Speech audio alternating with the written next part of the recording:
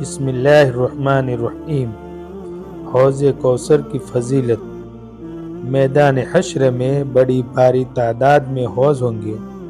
حضرت محمد مصطفیٰ صلی اللہ علیہ وسلم نے فرمایا کہ ہر نبی کا ایک حوض ہوگا اور سب نبی آپس میں اس حوض پر فخر کریں گے کہ کس کے پاس پینے والے زیادہ آتے ہیں۔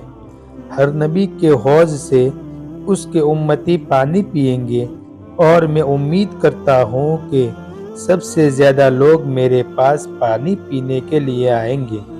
حضرت انس رضی اللہ تعالی عنہ نے فرمایا کہ میں نے نبی کریم صلی اللہ علیہ وسلم سے عرض کیا کہ آپ قیامت کے روز میرے لیے سفارش فرما دیں گے؟ آپ نے ارشاد فرمایا کہ ہاں میں کر دوں گا۔ میں نے عرض کیا آپ کو کہاں تلاش کرو؟ آپ نے فرمایا اول پل صراط پر تلاش کرنا۔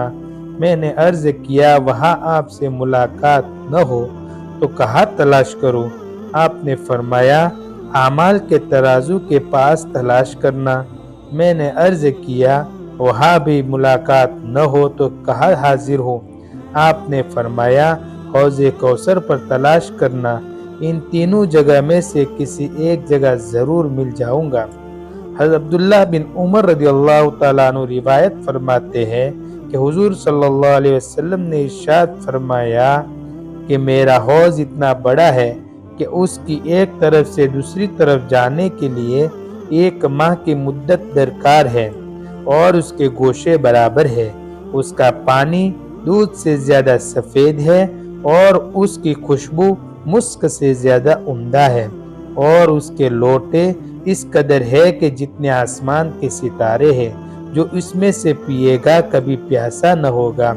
حضرت ابو ہریرہ رضی اللہ تعالیٰ عنہ سے روایت ہے کہ حضور صلی اللہ علیہ وسلم نے ارشاد فرمایا کہ بے شک میرا حوض برف سے زیادہ سفید اور شہد سے زیادہ میٹھا ہے جو دودھ میں ملا ہوا ہو، اور اس کے برتن ستاروں کی تعداد سے زیادہ ہے، اور میں دوسری امتیوں کو اپنے حوض پر آنے سے ہٹاؤں گا جیسے دنیا میں کوئی شخص دوسرے کے اونٹ کو اپنے حوض سے ہٹاتا ہے۔ صحابہ نے عرض کیا یا رسول اللہ کیا آپ اس روز آپ ہم کو پہچانتے ہوں گے؟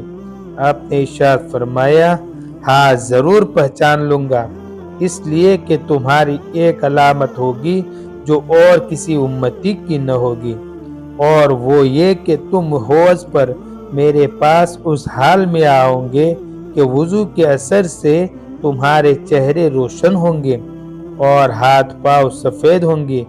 دوسری روایت میں یہ بھی ہے کہ آپ نے ارشاد فرمایا کہ آسمان کے ستاروں کی تعداد میں حوض کے اندر سونے چاندی کے لوٹے نظر آ رہے ہوں گے۔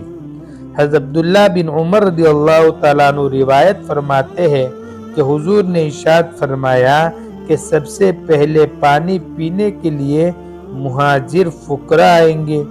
کسی نے اہل مجلس میں سے سوال کیا کہ یا رسول اللہ ان کا حال بتا دیجیے۔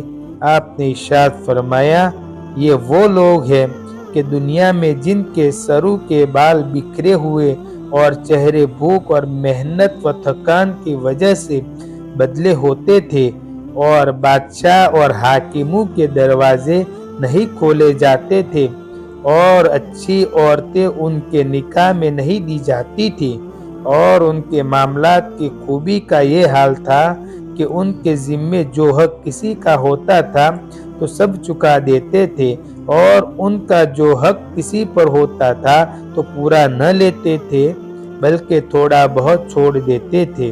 یعنی دنیا میں ان کی بدحالی اور بے مائگی کا یہ حال تھا کہ بال سدھارنے اور کپڑے صاف رکھنے کا مقدور بھی نہ تھا، اور ظاہر کے سنوارنے کا ان کا ایسا خاص دھیان بھی نہ تھا کہ بناؤ سنگار کے چوچلوں میں وقت گزارتے اور آخرت سے غفلت برتتے۔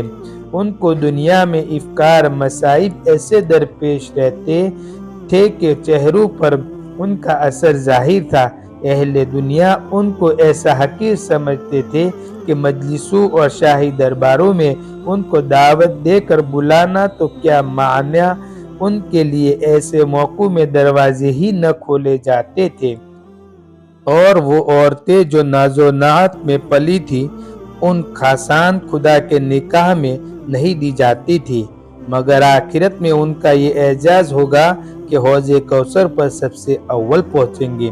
ان کو حقیر سمجھنے والے ان کے بعد اس مقدر حوض سے پانی پی سکیں گے۔ حضرت عمر بن عبدالعزیز رحمۃ اللہ علیہ کے سامنے حضور کا یہ ارشاد سنایا گیا کہ حوض کوثر پر سب سے پہلے فقراء مہاجر پہنچیں گے، جن کے سر کے بال بکھرے ہوئے ہوں گے اور کپڑے میلے رہتے تھے، اور جن سے عمدہ عورتوں کے نکاح نہ کیے جاتے تھے اور جن کے لیے دروازے نہیں کھولے جاتے تھے۔ اس کو سن کر حضرت عمر بن عبدالعزیز گھبرا گئے اور بے ساختہ فرمایا کہ میں تو ایسا نہیں ہوں، میرے نکاح میں عبد الملک کی بیٹی فاطمہ شہزادی ہے اور میرے لیے دروازے کھولے جاتے ہیں۔ لا محالہ اب تو ایسا ہی کروں گا کہ اس وقت تک سر کو نہ دھوؤں گا جب تک بال بکھر نہ جایا کریں گے، اور نہ اپنے بدن کا کپڑا اس وقت تک دھوؤں گا جب تک میلا نہ ہو جایا کرے گا۔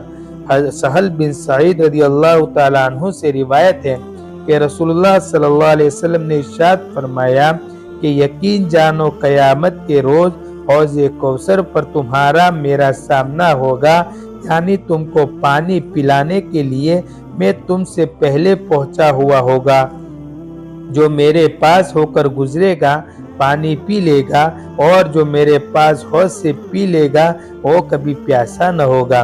پھر ارشاد فرمایا ایسا ضرور ہوگا کہ پانی پینے کے لیے میرے پاس ایسے لوگ آئیں گے جن کو میں پہچانتا ہوں گا اور وہ مجھے پہچانتے ہوں گے، پھر ان کو مجھ تک نہ پہنچنے دیا جائے گا بلکہ میرے اور ان کے درمیان آڑ لگا دی جائے گی اور وہ پانی پینے سے محروم رہ جائیں گے۔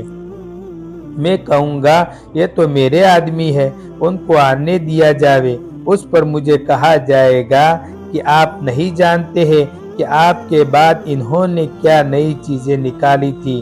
یہ سن کر میں کہوں گا دور ہو جنہوں نے میرے بعد عدل بدل کیا۔ اس دن ان لوگوں کا اس وقت کیسا برا حال ہوگا جبکہ قیامت کے دن پیاس سے بے تاب اور مصیبت سے بے کس ہوں گے اور حوض کوثر کے قریب پہنچا کر دھتکار دیا جائے گا، اور حضور صلی اللہ علیہ وسلم ان کی ایجادات کا حال سن کر دور دور فرما کر فٹکار دیں گے۔ قرآن و حدیث میں جو کچھ وارد ہوا ہے اور جو حدیثوں اور آیتوں سے نکلتا ہے اسی پر چلنے میں بھلائی اور کامیابی ہے۔